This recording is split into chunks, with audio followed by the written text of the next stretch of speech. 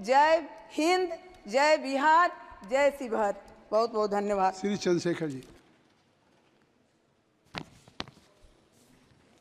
माननीय सभापति जी, जय भीम। महामहिम राष्ट्रपति जी के अभिभाषण पर धन्यवाद प्रस्ताव पर बोलने को आपने मुझे अवसर दिया, इसके लिए मैं आपका आभारी हूं। सभापति महोदय, सर्वप्रथम मैं बहुजन समाज में जन्मे सभी संतों, गुरुओं, महान पुरुषों को नमन करता हूं, जिनमें महात्मा ज्योतिबा फूले, डॉक्टर बाबा साहब अम्बेडकर और मान्यवर काशीराम साहब को मैं याद भी करता हूं आज के दिन पर। साथ साथ नगीना की महान जनता और भीम आर्मी और हमारी पार्टी आज़ाद समाज पार्टी काशीराम के साथियों का भी धन्यवाद करता हूं। इसके बाद अपने कुल गुरु जगत गुरु सदगुरु रविदास जी महाराज को भी मैं नमन करता हूं, जिन्होंने दुनिया को लगभग 600 साल पहले बेगमपुरा शहर के रूप में दुनिया का सबसे महान लोकतांत्रिक दर्शन दिया। अध्यक्ष महोदय, माननीय सभापति जी, 14 अगस्त 1947 को ये देश अंग्रेजों के अधीन था। 15 अगस्त 1947 को हम लोग आज़ाद हुए।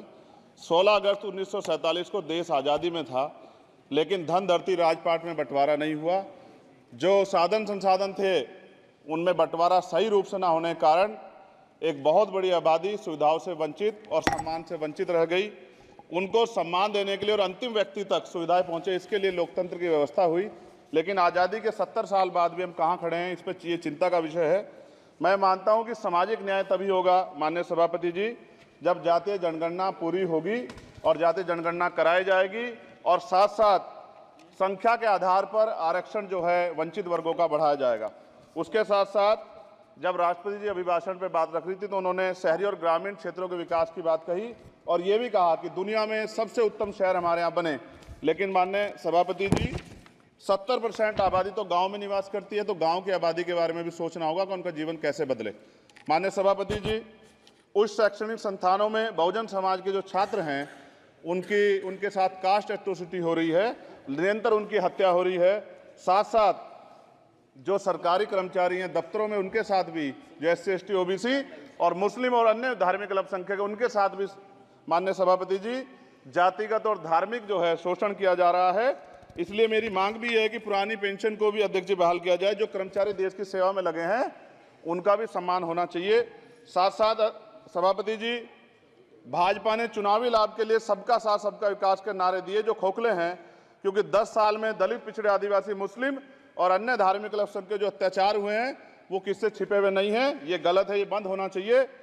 सभापति महोदय जी, महामहिम राष्ट्रपति जी के भाषण में निजी क्षेत्रों में SC ST OBC को रिजर्वेशन देने का कोई उल्लेख नहीं हुआ है, जो कि आज चर्चा का विषय, क्योंकि 98% प्राइवेट सेक्टर है, 2% सरकारी सेक्टर है, तो 98% प्राइवेट सेक्टर में भी हमारी हिस्सेदारी की बात होनी चाहिए। माननीय सभापति जी, आशा कार्यकर्ताओं, आंगनबाड़ी वर्करों, भोजन माताओं के वेतन वृद्धि पे भी कोई उल्लेख नहीं हुआ है, वो भी अभी नंगे, उन पर भी सोचना पड़ेगा। माननीय सभापति जी, जिस क्षेत्र से मैं चुन के आऊँ नगीना से, वो बहुत पिछड़ा क्षेत्र है। उस क्षेत्र में कोई विशेष आर्थिक पैकेज नहीं दिया गया, रोजगार की सेवाएं नहीं है, नौजवान पलायन करता है। IIT, IIM, एम्स, केंद्रीय विद्यालय आदि शिक्षा में और चिकित्सा संस्थानों की स्थापना होनी चाहिए, जो कि नहीं है। और माननीय सभापति जी, मानसून सत्र आ गया है, मेरा क्षेत्र बाढ़ से बहुत प्रभावित है, इसलिए मैं आपसे आग्रह करूंगा कि वहां के लोगों को बाढ़ से निजात दिलाई जाए। माननीय सभापति जी, चीन हमें आंख दिखा रहा है और लगातार हमारे देश की सीमाओं में घुसपैठ कर रहा है, इसलिए अग्निवीर योजना को हटाकर पुनः सेना भर्ती शुरू की जाए और साथ साथ भारत की सबसे प्राचीन व बहादुर रेजिमेंट में से एक चमार रेजिमेंट को पुनः बहाल करा जाए, ऐसा भी मेरा आपसे आग्रह है। माननीय सभापति जी, पिछले सारे प्रधानमंत्रियों ने मिलकर जितना कर्ज लिया है उससे दुगना कर्ज हमारे वर्तमान के प्रधानमंत्री जी ने लिया है। किसान अगर अपना कर्ज माफ कराने के लिए जाता है तो लाठी झेलनी पड़ती है, जबकि सरकार ने धन्ना सेठों का 15 लाख करोड़ रुपया माफ किया है। इस ओर हमें ध्यान देना पड़ेगा, हमारी आने वाली पीढ़ियों को ये कर्ज चुकाना पड़ेगा। माननीय सभापति महोदय जी, किसानों को MSP की लीगल गारंटी तथा किसानों का कर्ज माफ होना चाहिए। साथ साथ 2 अप्रैल 2018 को SC ST के बच्चों पे बहुत बड़े पैमाने पे मुकदमे लगे थे, वो हमारी लड़ाई सही थी, ये सुप्रीम कोर्ट ने माना और बाद में सरकार ने माना, वो मुकदमे तुरंत वापस होने चाहिए। माननीय सभापति जी, प्रेस जो है उस पर भी शिकंजा कसा जा रहा है। जो पत्रकार सरकार खिलाफ बोलता है नौकरी से हाथ धोना पड़ता है, और सोशल मीडिया हमारा हथियार है, उस पर तरह तरह के प्रतिबंध लगाए जा रहे हैं और विरोध करने वालों को सोशल मीडिया हैंडल भी सस्पेंड करा दिए जा रहे हैं। साथ साथ सभापति जी, पेपर लीक और परीक्षाओं के कैंसिल होने से देश के नौजवानों का भविष्य खतरे में है। नीट, यूपी सिपाही भर्ती सभापति जी और 69,000 शिक्षक भर्ती में आरक्षण घोटाला हुआ है, कोई पूछने वाला नहीं, खून के आंसू रो रहे हैं बच्चे, बेरोजगारी का दंश युवा झेल रहे हैं।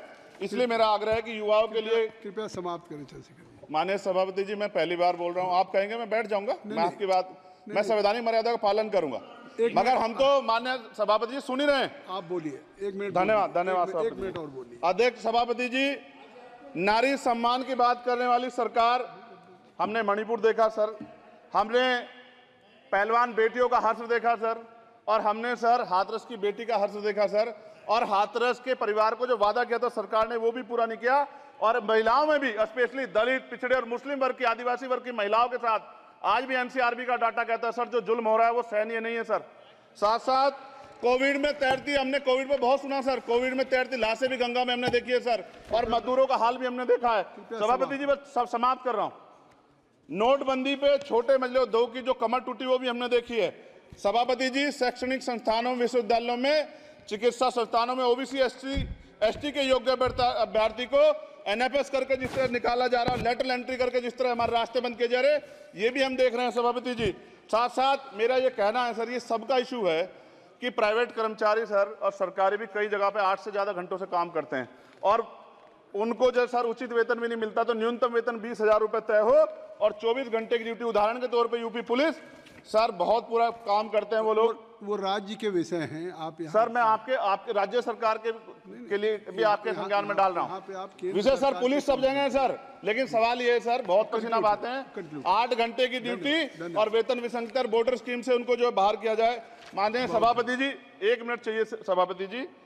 राष्ट्रपति जी ने धर्म के बारे में बात की थी, राम मंदिर से पहले हमारे गुरुघर तुगलकाबाद का फैसला आया था राष्ट्रपति जी, वो सभापति जी अभी तक दिल्ली में स्थित सदगुरु रविदास जी महाराज का गुरुघर नहीं बना। साथ साथ सभापति जी, अपनी बात को खत्म करते हुए मैं आपसे कहना चाहता हूं कि जितना देश दूसरों का है सर, इतना हमारा भी है।